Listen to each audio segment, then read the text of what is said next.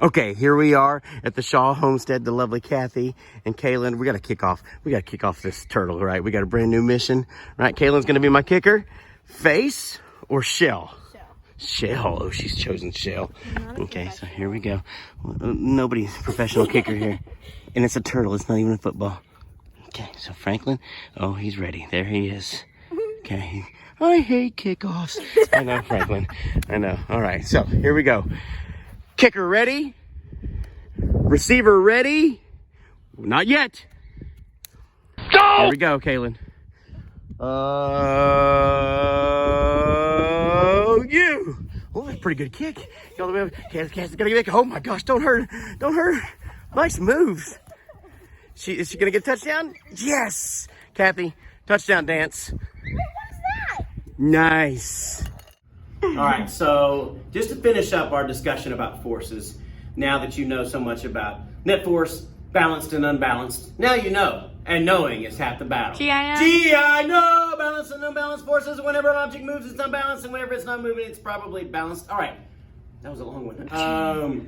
So I've got 4 other actual forces that we've already mentioned some of them, just to refresh your memory.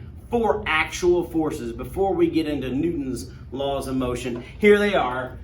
There are 2 of them I have here that are going to speed things up. Speed up, Daddy. They encourage motion, that's what I like to call them. And that's one you're already familiar with. Any push or pull. I think we got a demonstration of that. You know what? Whenever we say push or pull in forces, I think of push-ups. Push-up challenge! Doing girl push-ups. Yeah, I got a fused wrist, so I gotta do this. Are you ready? Yes. Here we go. 1, 2, 3, 4, 5. All right.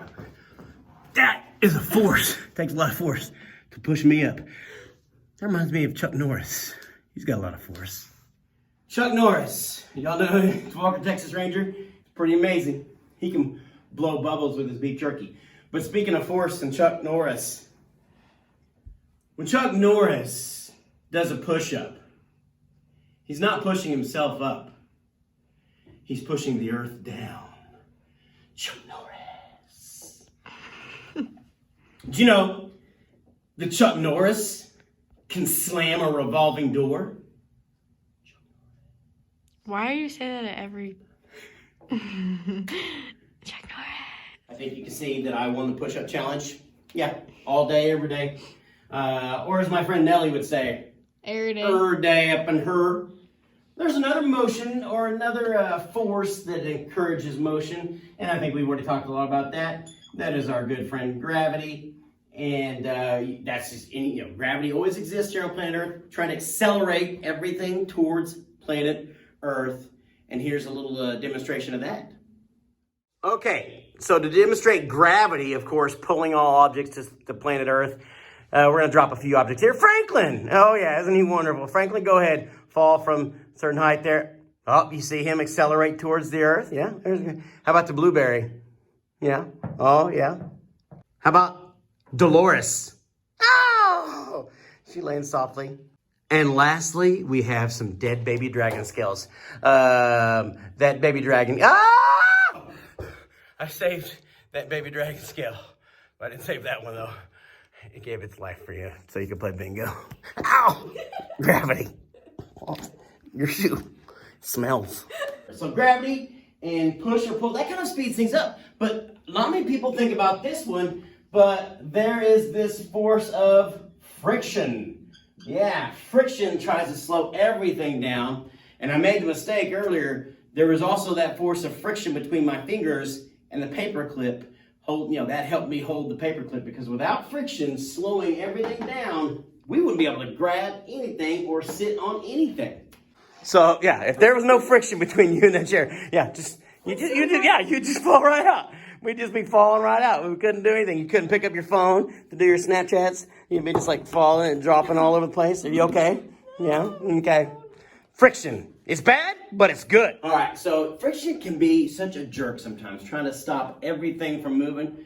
But as we just demonstrated, I'm glad it does. Without it, we wouldn't be able to pick up anything, wouldn't be able to move. As you see me walking across the room, I wouldn't be able to do so without friction. And there are basically 3 types of friction my crew members know about. There's one called static friction. There's one called rolling friction. Soccer ball. Yeah, or a wheel, a tire. And then there's also one called sliding friction. That's the one that so many people think about when they think about friction. They're like, oh, look at that, Daddy. I'm gonna get the friction between my fingers. That's sliding friction, static friction. I got a demonstration for static friction though. We're gonna see which thing in this room has the most static friction. People often get static friction confused with static electricity. Of course, that's a little bit different. But the word static literally means to stand still, or stasis, right? Means to stand still. So we're going to demonstrate static friction. There's a lot of things in this world that have static friction. You ever try to move something really heavy? No fat jokes. Like a refrigerator or something. Kaylin, you ever tried to remove? No, you haven't. You've never done anything like that? My bad, probably. My bad? Yeah, for sure. A big piece of furniture, you try to move it. Have you ever noticed that sometimes when you're trying to move it, it's really hard to move it first, and then it's almost like there's a pop. It almost goes and it pops, and then you can slide it much easier. You had to overcome that force of static friction, which is basically like welding it to the surface, like welding 2 surfaces together, static friction. Okay, so there's different types of friction. Static is keeping every single one of these things standing still. It's this microscopic roughness that almost welds the surfaces together. Let's see which one of these objects have the most static friction. As I start to increase another force called gravity, let's see which ones start to move first. Okay, we got Franklin, we got a notebook, we got where's the beef, and we got our big old piece of schist along. Oh, the piece of schist is moving first.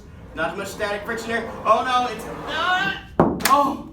Franklin's still holding on. Franklin's still holding on. Not bad, Franklin. The textbook, or sorry, mission manual, it's got quite a bit of static friction. It's still hanging on. Oh, but there goes it. Now it's got sliding friction. But look at my phone. I wonder which one of y'all's phones would have lasted the longest. Probably not mine. But there's still quite a bit of static friction between the rubber of my phone case. There it goes now! Oh no! No! Looks like I'm gonna have to get a new phone. So that was static friction. Of course, rolling friction has to do with a curved surface like a wheel or a tire or something like that. There's that little area that allows that roll to happen. If there wasn't that friction, then that wheel wouldn't have any. You ever seen a tire that maybe doesn't have very much rolling friction? Maybe it's kind of bald or whatever. You just spin out. You don't go anywhere, do you? Fun fact. A lot of my crew will argue with me on this one because I tell them that rolling friction actually is what allows you to walk. Rolling friction allows you to walk. How do we walk with our feet? We roll them from heel to toe. A lot of kids go, no, it's sliding friction. I can slide. I slide like this and I can walk. I'm like, no, you roll your foot from heel to toe, and then you push. That's gonna be some Newton's laws right there. But you heel to toe, that's how we roll. Literally, that's how I roll. Beep, beep, beep, beep.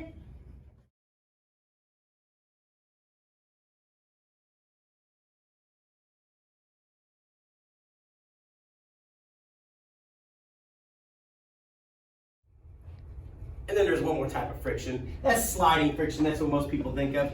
If you've ever seen a baseball player slide into a bag, or if you were a softball player slide, they encounter sliding friction. Oh yeah, and they get them strawberries and stuff like that. Sliding friction is between 2 objects or 2 surfaces that are moving like that. You know, I could dance like Michael Jackson. I could give you satisfaction. And you know we out here every day with it. I'ma show you how to get it. It go right foot up, left foot slide, left foot up, right foot slide. Basically I'm saying either way we bout to slide. Can't let this one slide. Last of our 4 forces, and the one that opposes motion is this one. Ever experienced this one? Like you ever stick your hand out the car whenever mom's driving? I thought you were going to say something. Yeah, you do this, you're like, whoa, whoa, whoa. It's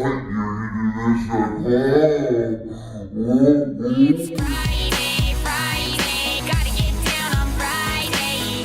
Everybody's looking forward to the weekend.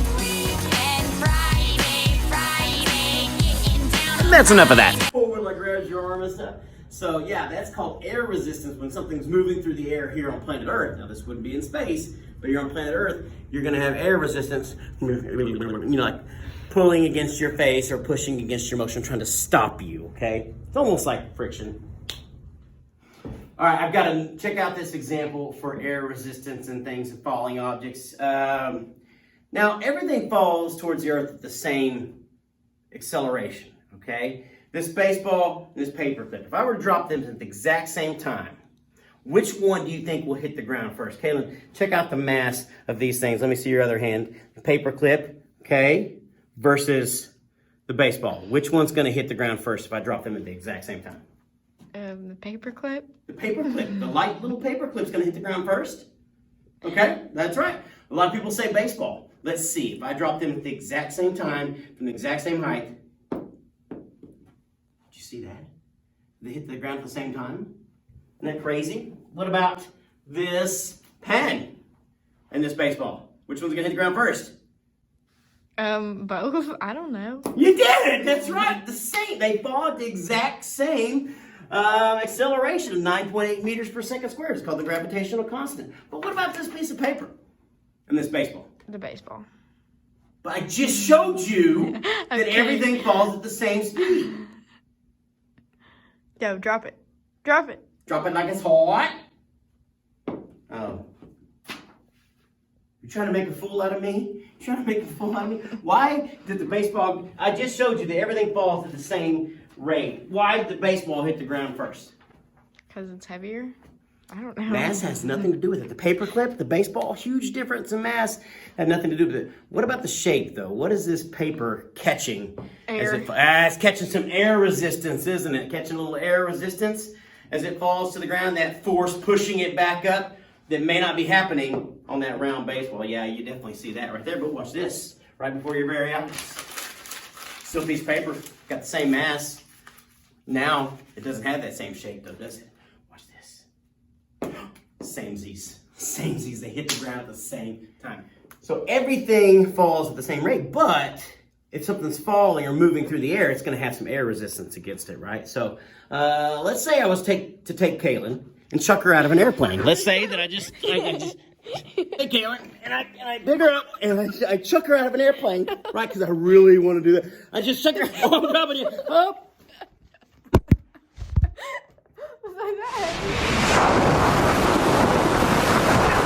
Turn down for what?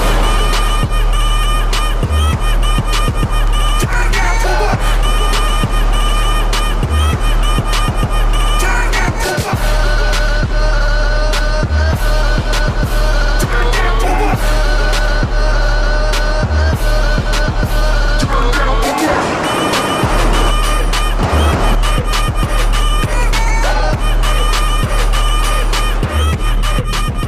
Turn down for what? Well, okay then. So just to recap, our four forces, push or pull, that makes things speed up. Gravity makes things speed up. I made Kaylin speed up right there. Friction tries to stop everything from moving, but thank goodness for that, because otherwise we couldn't move in the first place if it wasn't trying to stop our motion. And then there's this air resistance thing too that happens whenever something's moving through the air. Now there is a certain speed at which I drop Kaylin out of that airplane. She's going to start to accelerate at 9.8 meters per second squared towards planet Earth. Oh no, Kaylin, it's so nice knowing you. She's going to keep speeding up and speeding up and speeding up. But did you know? Fun fact, this will be a bonus question. Did you know? There is a speed to which, she's going to be falling. And you've seen those skydivers, the little cheekies, are like, they're falling through the sky. Did you know there's a certain speed you reach and you won't speed up anymore? Like, you'll still fall, but you're no longer going to be accelerating or speeding up. You might reach a constant speed of falling. And for a human body, I don't know, it's somewhere around 120 something miles per hour. Well, actually, it's 148 miles per hour or 66 meters per second. And of course, you'll hit the ground, wham! At that speed, but that speed has a name. The speed which you start falling, and the air resistance balance forces, the gravity, it has a name. Not many people know it. Some people do. It's called your terminal velocity. and you will be terminated if you hit the ground. Is that The all I'm saying? Terminator. The Terminator. So remember, always use the Force. And you can't help it because they're everywhere and they make everything move. Bye.